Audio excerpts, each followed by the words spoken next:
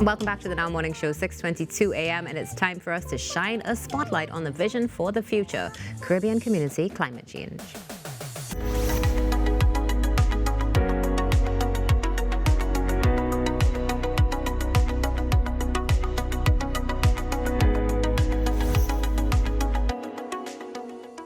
This morning inside your spotlight, we shine a light on the Caribbean Community Climate Change Center, and I welcome the Assistant Executive Director, Dr. Mark Bynoe. Good morning to you, Dr. Bynoe. Good morning, sir. How are you doing this morning? Thank you so much for joining us. I am good.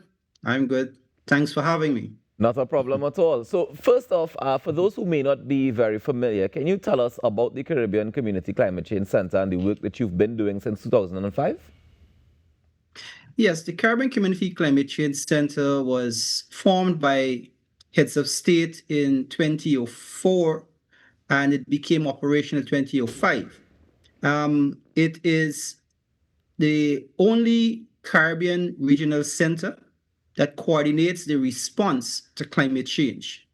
We also have our own juridical personality, so we can go out and sign agreements, make decisions, etc. But we are self-financing. The other issue is that we coordinate the region's response to a conference of parties that we have yearly, which we call COP, that the region will go to.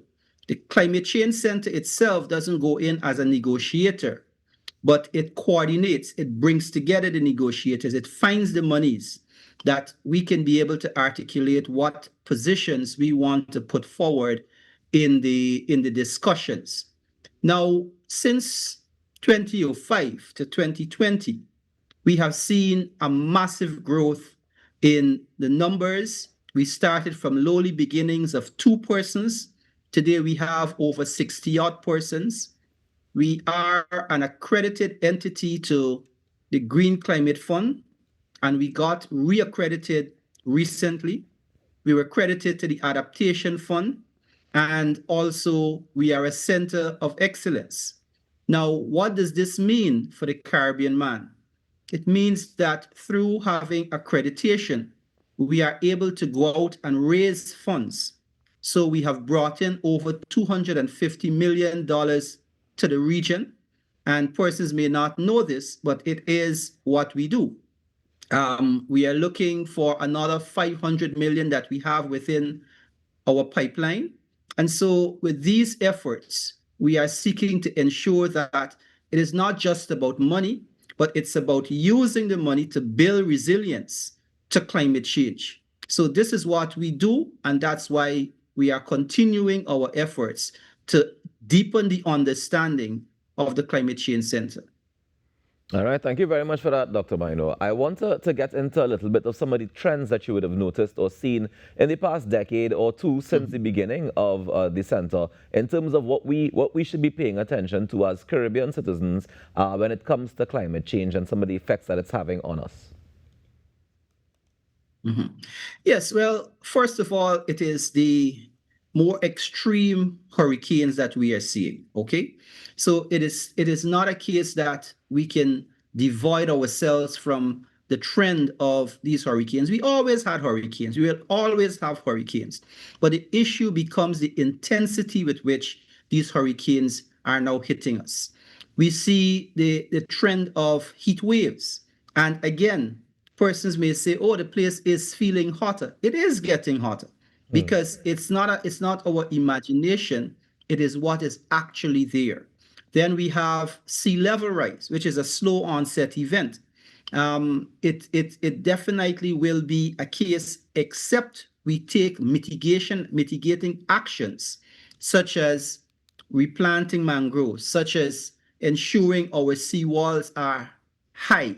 You know, over 80% of Caribbean people live along the coast. And except we are to do something about this, it's a case whereby we will be inundated. So it's not a case that we are just sounding the alarm because we want free money. We are sounding the alarm because we are an alarmist. It's real issues for real lives, for real people. And so we are hoping that we will get the support of the developed world who are the main culprits in this.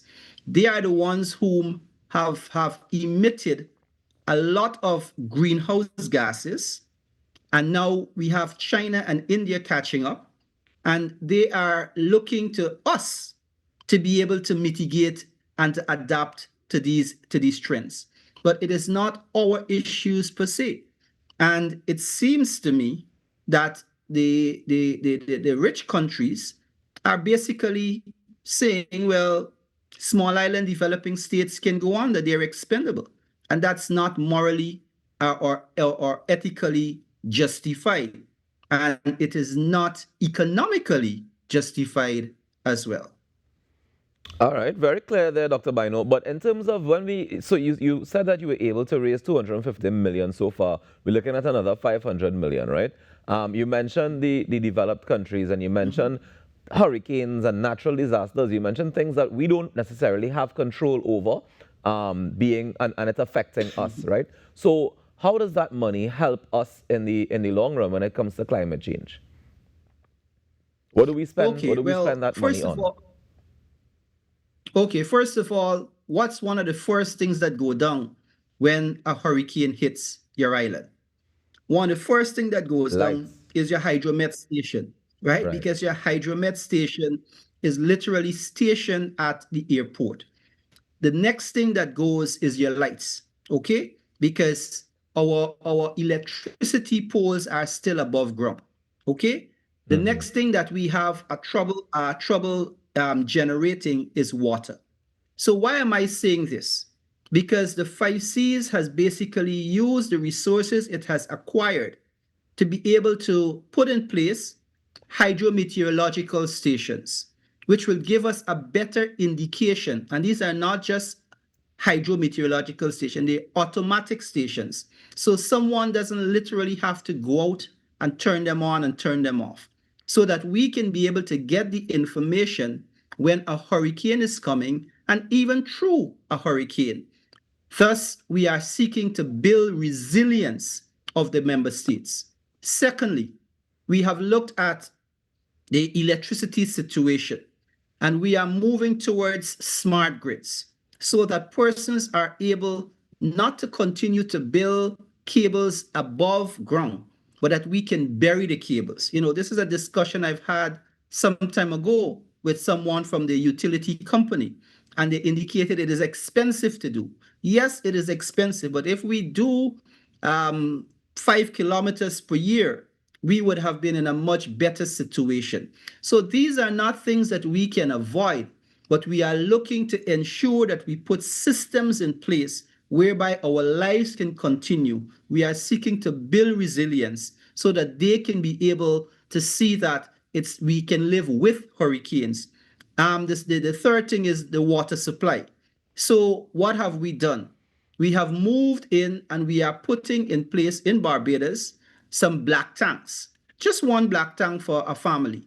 It's not going to solve all the problems, but it will be able to provide water when the water scarce season comes along. So these are some of the initiatives that we have been pursuing. In Grenada, we've put in PV systems. So in St. Lucia, we are looking to put in the hydrometeorological station. So across the Caribbean, we are doing a number of things on which we hope will build the resilience, because it's not a one-stop shop issue. When you build today, in 5 years' time, you've got to come back and build even better. So it's a case whereby we have to continue to monitor what is happening and take the necessary actions. And not just build and build, but we also have to make sure we maintain along the way as well. So I completely get where you're coming from. Correct. How has the response been from the various governments of the Caribbean islands when it comes to things like changing the infrastructure so that we can have a more robust system to withstand the hurricanes, etc.? Well, frankly speaking, it has not been a case whereby governments will, first of all, governments act in 5-year terms, okay? Because every 5 years they have to go to the constituency. They need to be re-elected to continue their programs. we see how things happen in the Caribbean. If you come in and the program doesn't suit you, it doesn't matter, it's taxpayers' money, you just abandon it and you go on. So it has been a slow process. But largely speaking, in the areas where we aren't putting monies into infrastructure, more soft component like training, capacity building, etc., they've been more amenable to. But with regards to training, with regards to infrastructure, this is something that we have got to mix and match with the government capital budget. And that's where we oftentimes have some difficulties because the cycles have to align. They have to be in sync. Otherwise, one will happen before the other, and then you have a huge break. Now, donors don't want to build half a project. Donors don't want to see you have built a project and there's no connectivity. So, in actual fact, we've got to move very carefully with the infrastructural development program. I hear you. Tell me what we can do as citizens of the Caribbean. Is there anything that we can do to help the situation? And I don't necessarily mean the government part of the situation, but generally, when it comes to climate change and how it affects us, what is our role in the whole thing? Are we just doomed to be affected by it?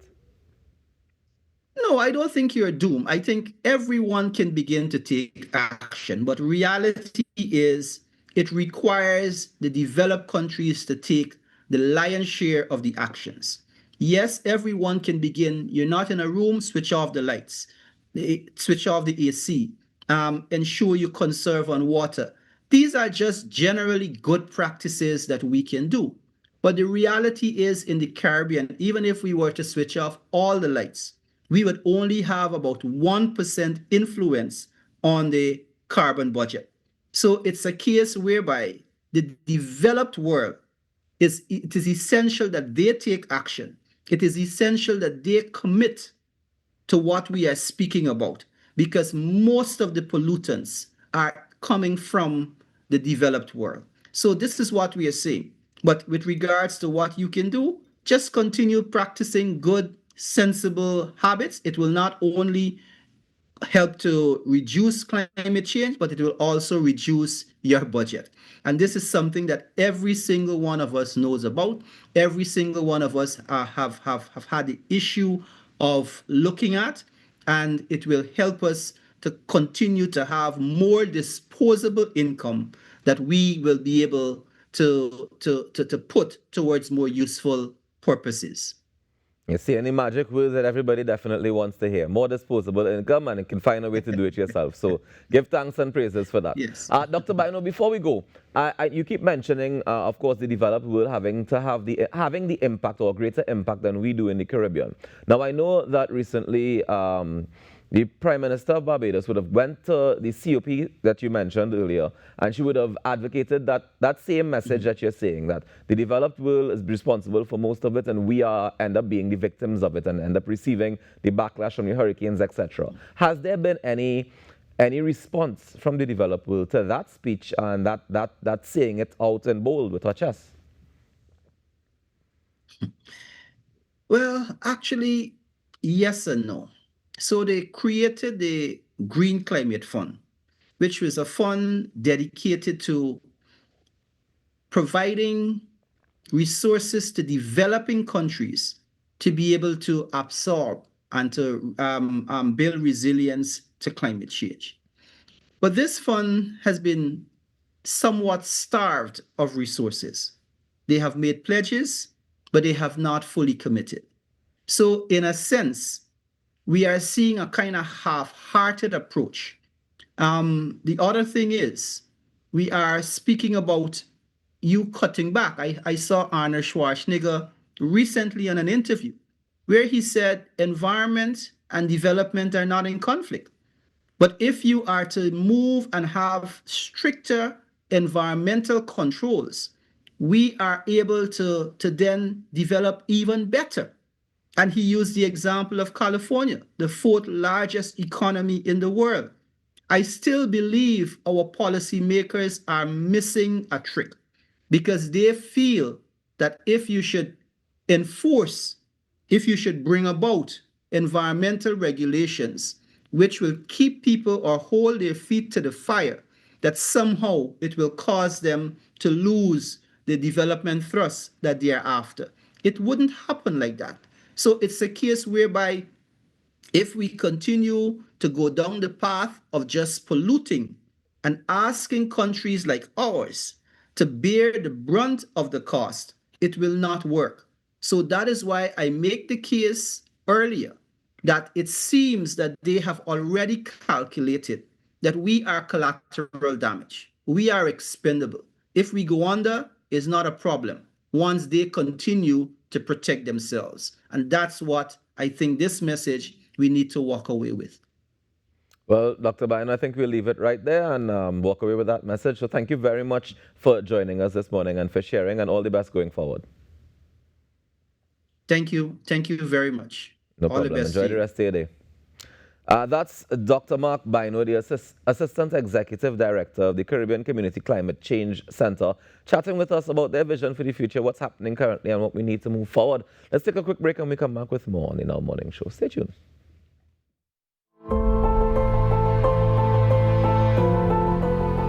Before Labor Day was established, workers in Trinidad and Tobago faced race